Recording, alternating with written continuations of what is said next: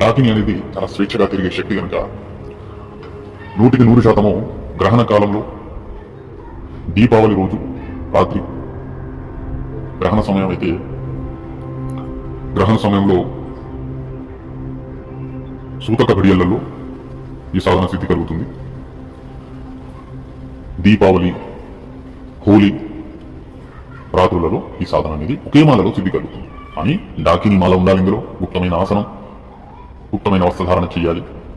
గుప్తమైన సామాగ్రి అనేది సమర్పితం చేసుకొని ఈ సాధన చేయవలసి ఉంటుంది. ఇందులో దేహరక్ష అనగా శరీర కీలన కొరకు ఒక రక్షా విద్య నేర్చుకుని ఉండాలి. చుట్టూరు ఒక రక్షారేఖ అనేది వేసుకోవడానికి రక్షారేఖ విద్య కూడా సిద్ధి చేసుకుని ఉండాలి. మూలంగా చెప్పాలంటే గురుబలం అలాగే గురు ప్రమేయం అనేది ఖచ్చితంగా ఉండాలి. సొంతంగా ఇలాంటి ప్రయత్నాలు చేయకండి. ఒకటే మాలలో మీకు సిద్ధి కలగాలంటే దీపావళి రోజు కావచ్చు, హోలీ రోజు కావచ్చు, ఈ పండుగలలో రాత్రిపూట 10 గంటల తర్వాత అమావాస్య ప్రాంతంలో ఏకాంతంగా ఈ సాధన చేయాలి. ఒంటి కాలు పైన, కుడి కాలు పైన నిల్చొని ఎడమకాలు కుడికాలు మోకాలు దగ్గరలో ఆనుకొని నిలబడి ఈ సాధన జపం చేయాలి. కుడి చేతిలో జపమాల, డాకిని జపమాల అనేది ఉండాలి. డాకిని, తాలిని, మాలిని, సాకిని లాంటి 3-4 శక్తులు ఒకేసారి కలిశాయంటే కృత్య శక్తిని కూడా నియంత్రణ చేయగలుగుతాయి, అదుపు చేయగలుగుతాయి. కృత్య శక్తితో పోరాటం కూడా చేయగలుగుతాయి. చాలా అతీత శక్తులు కలిగిన, అతీత సిద్ధులు కలిగిన డాకిని శక్తి భిన్న భిన్నమైన శక్తులను, ఉదాహరణకి వేదాల శక్తులు, వేదాలని శక్తులు, యక్షిణి శక్తులు, పిశాచిని శక్తులు, యక్ష శక్తులు, గంధర్వ శక్తులు, వీటన్నింటినీ నియంత్రణ చేయగలుగుతుంది. వీటన్నింటి శక్తిని కూడా గ్రహణం చేసుకోగలుగుతుంది, లాక్కోగలుగుతుంది. ఈ శక్తిని సిద్ధి చేసుకున్నట్లయితే అనేకమైన శక్తులు ఈ డాకిని నియంత్రణలో ఉంటాయి. డాకిని నియంత్రణలో అనేకమైన భయంకరమైన శక్తులు కూడా నియంత్రణలో ఉంటాయి. షట్కర్మలు చిటికలో చేయగలుగుతాయి, చిటికల్లో షట్కర్మ. కానీ అది మంచి అనుభవం ఉన్న సాధకులకు మాత్రమే సాధ్యమయ్యే పని. అలాగే ఈ డాకినికి సంబంధించిన అనుభవాలు అంటే చెప్పడం జరిగింది మీకు. ఎవరో మిమ్మల్ని మీ పేరు పెట్టి పిలుస్తున్నట్టు అనిపించడం కానీ, దాంతోపాటుగా నల్లటి ఛాయ రూపంలో పెద్ద పెద్ద వెంట్రుకలు, మోకాళ్ళ వరకు వెంట్రుకలు వేసుకుని సాధకుడు ఎదురుగా నిలబడి పిలవడం కానీ, భయంకర రూపంలో దర్శనం ఇవ్వడం కానీ,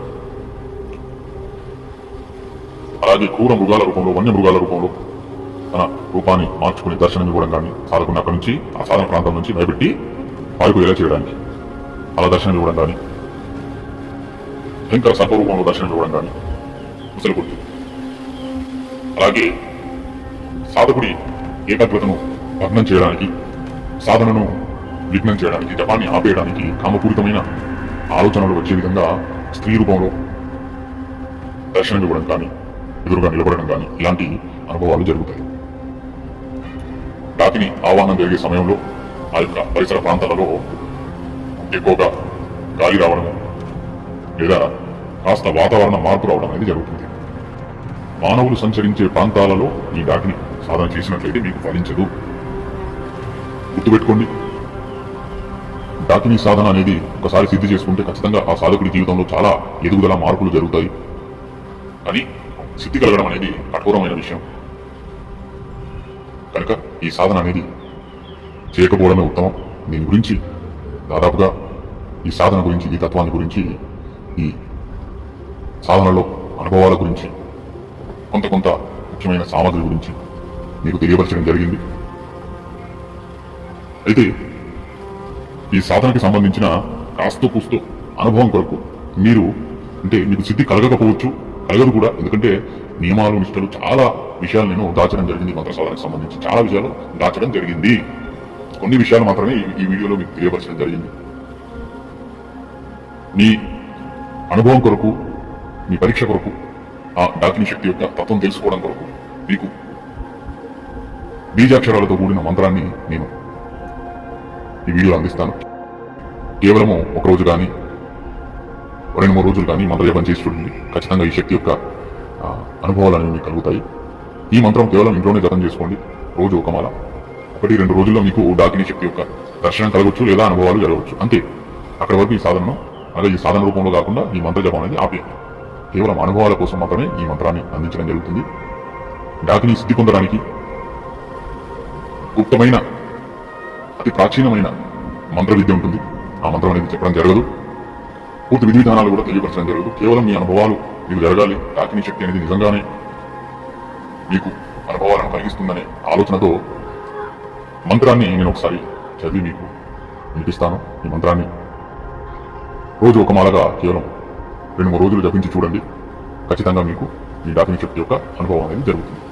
కానీ జాగ్రత్త, ఈ యొక్క మంత్రాలను గురు పర్యవేక్షణ లేకుండా, గురు ద్వారా మంత్రోపదేశం తీసుకోకుండా, అలాగే విధి విధానాలు తెలుసుకోకుండా అసలు దీనిలో వాడే అసలు ఇందులో వాడే జపమాల డాకిని మాల ఉంటుంది, రహస్యమైన మాల. అందుకని కేవలం మీకు ఏదైనా అనుభవం కలిగేలాగా ఉండాలనే ఆలోచనతో, నిజంగా ఈ యొక్క డాకిని శక్తి అనుభవాలను కలిగిస్తుంది అనే ఉద్దేశం మీకు రావాలనే భావనతో ఈ మంత్రాన్ని మీకు అందిస్తున్నాను. ఈ మంత్రం ఈ ప్రకారంగా ఉంది. ఓం క్లీం హ్రీం ప్రచండ డాకిని హ్రీం హ్రీం స్వాహ. ఓం క్లీం హ్రీం ప్రచండ డాకిని హ్రీం హ్రీం స్వాహ. ఇది మంత్రం. ఈ మంత్రాన్ని కేవలం 108 సార్లు జపించి చూడండి, లేదా 2-3 రోజులు జపించి చూడండి. ఖచ్చితంగా మీకు డాకిని యొక్క అనుభవాలు కలుగుతాయి. కానీ గుర్తుపెట్టుకోండి, ఇది సాధన రూపంలో ఎప్పుడు కూడా చేయకూడదు. చేసినా కూడా సాధారణ సాధకులు కాని వారికి సిద్ధి అనేది కలదు. గురు పర్యవేక్షణ, అనుభవజ్ఞుడైన గురువు ఖచ్చితంగా ఉండాలి. అలాగే సాధకుడు ధైర్యం, సాహసం కలిగి ఉండాలి. సాధకుడి ఆరోగ్య పరిస్థితి బాగుండాలి. ఎందుకంటే ఒంటికాలు పైన నిలబడి జపించే సాధన ఇది. ఈ మంత్రాన్ని ఒంటికాలు పైన జపించి సిద్ధి చేసుకోవడం జరుగుతుంది. అది కూడా ఏకాంతమైన వాతావరణం. అంటే మీరు అర్థం చేసుకోండి ఈ సాధన మనం ఏ ప్రకారంగా చేయాల్సి ఉంటుందో.